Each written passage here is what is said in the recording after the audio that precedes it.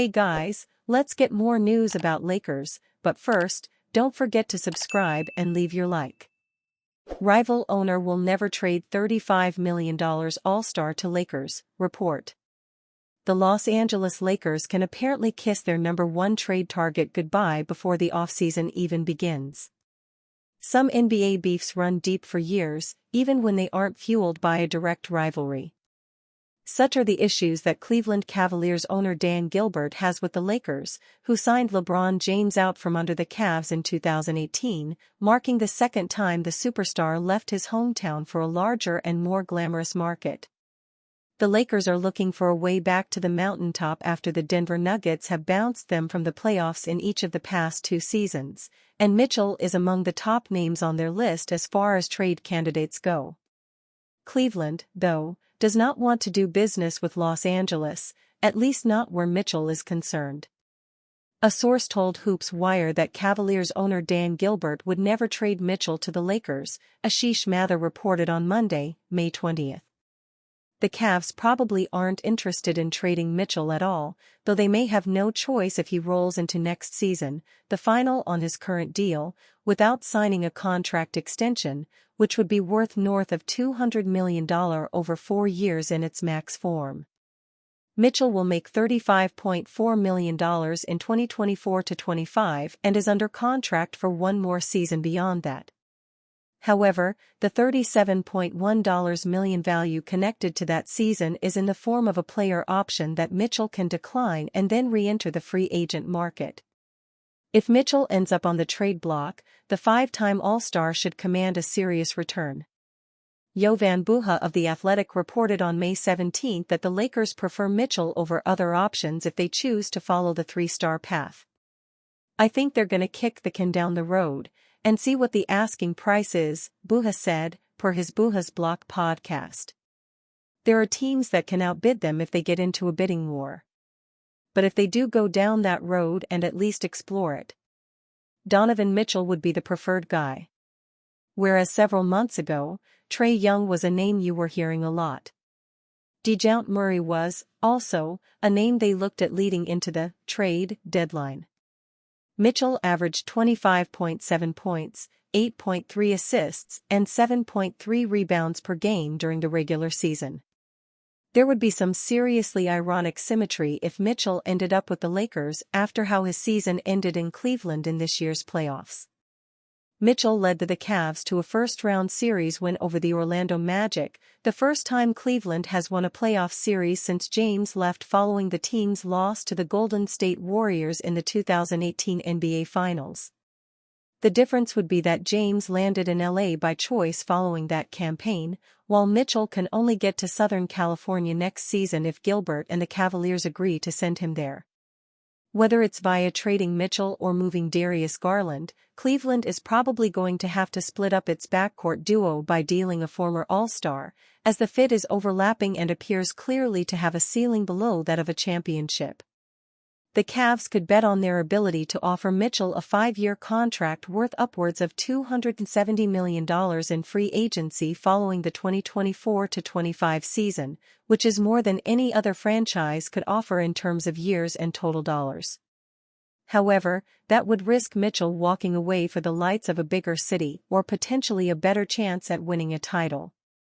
It would be difficult for Cleveland to assume that risk considering the massive haul the team gave up to bring Mitchell to town 2 off-seasons back. That said, if the value they can get from other teams is higher anyway, as Buha reported, there's little reason the Cavaliers need to consider making a deal with the Lakers. D'Angelo Russell already has a suitor waiting in free agency.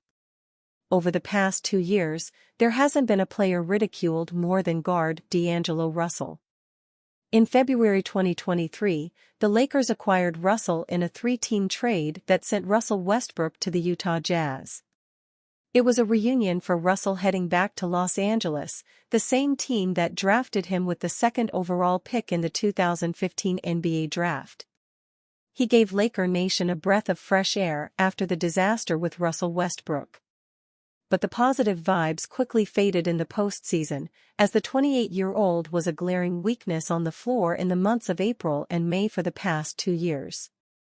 Now if Russell declines his $18.7 million option, he already has a suitor waiting in free agency.